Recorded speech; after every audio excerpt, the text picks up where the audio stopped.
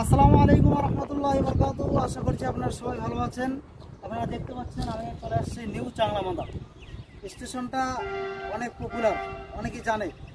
আমি মূলত দেখেন, আমি রমজানের পর থেকে কোনো প্রতিষ্ঠানের ভিডিও করি নাই এবং আমি কোনো প্রতিষ্ঠানের সঙ্গে এই মুহূর্তে আমি জড়িত নেই। যখন জড়িত হব ইনশাল্লাহ বলবো। কিন্তু আমি বলে দিচ্ছি, এই প্রতিষ্ঠানে আপনারা আপনাদের বাচ্চাকে রাখতে পারেন। একদম গরিব এবং রাস্তায় অনেক রাস্তাঘাটে অনেক বাচ্চা পাওয়া যায় যে বাচ্চাগুলোর কোনো হদিশ নেই, কেউ নাই। ওই ধরনের বাচ্চাও যদি থাকে আপনারা এই প্রতিষ্ঠানে আনবেন, আমি তাদেরকে পড়াশোনা করার সুযোগ করে দেবো ইনশাআল্লাহ। আমার সাথে যেটা কথা হয়েছে, আমি চাচ্ছি যে এই প্রতিষ্ঠানে যেমনটা আরবি দেওয়া হচ্ছে, আরবির সঙ্গে সঙ্গে স্কুলের সাথে জড়িত হোক, স্কুলের সঙ্গে জড়িত করে। জি, প্রতিটা বাচ্চা যেন স্কুল পড়ে, কারণ আমাদের উদ্দেশ্য ইতিম গরিব বাচ্চারা ভবিষ্যতে ফিউচার যেন ডেভেলপ করতে পারে। শুধু আরবিটা পড়লে হবে না, আরবির সাথে জেনারেলটাও মাস্ট।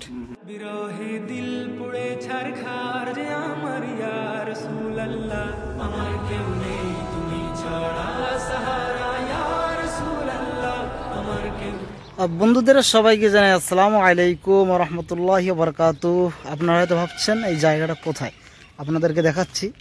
এই যে নিউ চাংলাবান্ধা, হ্যাঁ, স্টেশনের নাম হচ্ছে নিউ চাংলাবান্ধা। আপনারা সবাই জানেন এবং খাস করে এটা বিখ্যাত হচ্ছে এই দিক দিয়ে এক সময় বাংলাদেশে ডাইরেক্ট ট্রেন যাইতো। এই মুহূর্তে পরিস্থিতি খারাপ, এই কারণে এখান থেকে এখন ট্রেন যায় না। যদিও এখান থেকে নিউ কুচবিহার, বামনহাট ডাইরেক্ট যাওয়া যায়। এই যে নিউ চাংলাবান্ধা স্টেশন দেখতে পাচ্ছেন, আপনাদেরকে দেখাচ্ছি। আগে ডাইরেক্ট একটু ওইদিকে দেখাতো, ডাইরেক্ট এই স্টেশন দিয়ে আগে বাংলাদেশে ট্রেন যেত। দেখুন এই মুহূর্তে একটা ট্রেন আসছে। এই ট্রেনটা কোথা থেকে আসলো? আসাম। আসাম, হ্যাঁ, এটা আসাম থেকে আসলো। কিন্তু এইদিকে ডাইরেক্ট আগে বাংলাদেশ লালমনিরহাট যাইতো।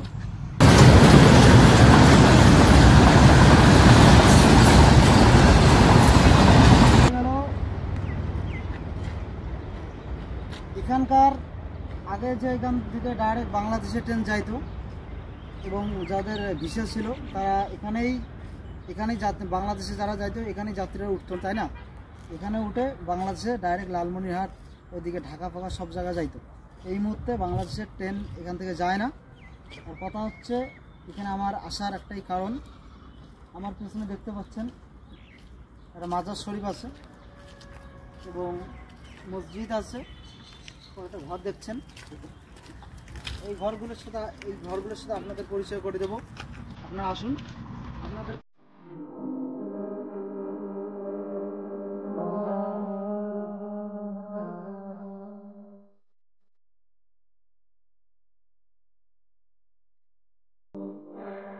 আল্লাহ রাব্বুল আলামিন বলেছেন, ইতিমদেরকে কখনোই গলা ধাক্কা দিও না, ইতিমদেরকে সবসময় ভালোবাসো। ইতিমদের ভালোবাসো এবং ইতিমের যা ফজিলত, আল্লাহ রাব্বুল আলামিন নবীকেই ইতিম করে দুনিয়ার মধ্যে পাঠিয়েছেন, আমরা সবাই জানি। যাই হোক, হাদিসের প্রসঙ্গে যাব না। চাংলামান্দা স্টেশন দেখতে পাচ্ছেন, এই স্টেশনের একদম অপোজিট সাইডে এই প্রতিষ্ঠানটি রয়েছে। যারা যেখান থেকে দেখছেন ভিডিওটি অবশ্যই শেয়ার করবেন এবং এই প্রতিষ্ঠানের দৃশ্যটা একটু দেখাবো। পরিকাঠামো ছোট, কিন্তু এখানে একদম পরিবেশটা অনেক সুন্দর। রুম, মসজিদ আছে, মসজিদের সঙ্গে মাজার আছে। সেটা মাজারের এটা যারা মাজার কমিটিতে আছেন, মাজারটা কিন্তু মাদ্রাসার পক্ষ থেকে নয়, মাজারটা আলাদা, কিন্তু মাজার কমিটিরা আলাদা কমিটি। এখানে তেনারা জিয়ারত করেন, এটা তেনাদের ব্যক্তিগত ব্যাপার। প্রতিষ্ঠানটি যেভাবে চলছে, প্রতিষ্ঠানকে আমরা হেল্প করতেই পারি এবং এই প্রতিষ্ঠানে মূলত একদম ইতিম বাচ্চারা থাকে। ইতিম বাচ্চা যেখানেই থাকুক, যদি কেউ ইতিম বাচ্চাকে কোথাও দেখেন যে ইতিম বাচ্চাদের পড়াশোনার জন্য পুরো দায়িত্ব কে নেবে, আমি আপনাদেরকে বলছি, আমি পুরো দায়িত্ব নিয়ে দায়িত্বর সহিত আমি বলে যাচ্ছি, আপনাদের কাছে যদি কোনো ইতিম বাচ্চা থাকে বা বাবা নেই, মা নেই, পুরো একদম গরিব বাচ্চা, সেই বাচ্চাগুলোকে আমার সাথে কন্ট্যাক্ট করবেন। আমি সেই বাচ্চাদেরকে এখানে পড়াশুনো করার ব্যবস্থা করে দেব। আসো একটু আমি মাদ্রাসার দৃশ্যটা দেখাচ্ছি আপনাদের।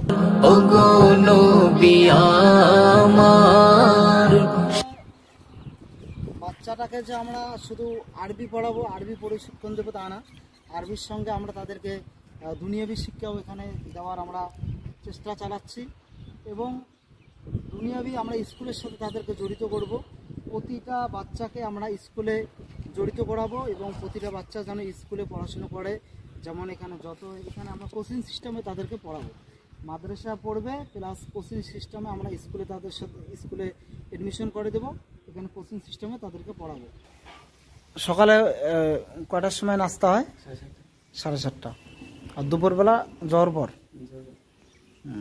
আচ্ছা, এই সময় তো তোমার রেস্টের সময়, তোমাদেরকে একটু বিরক্ত করলাম আমি, ঠিক আছে। তো আর রাত্রিবেলা ইশাবাদ, তারপর এইদিকে তোমাদের সব প্রতিদিন কি নিরামিষ হয় না? একদিন বাদ বাদ মাছ গোস্ত। আচ্ছা, মাছ গোস্ত একদিন পর পর হয়, মাশাআল্লাহ, খুব ভালো। আমাদের উদ্দেশ্য একটাই, এখানে গরিব ইতিম বাচ্চাদেরকে আমরা পড়াশোনা করাবো এবং তাদের ভবিষ্যৎকে আমরা ডেভেলপ করার চেষ্টা করব, ফিউচার তৈরি করানোর চেষ্টা করব।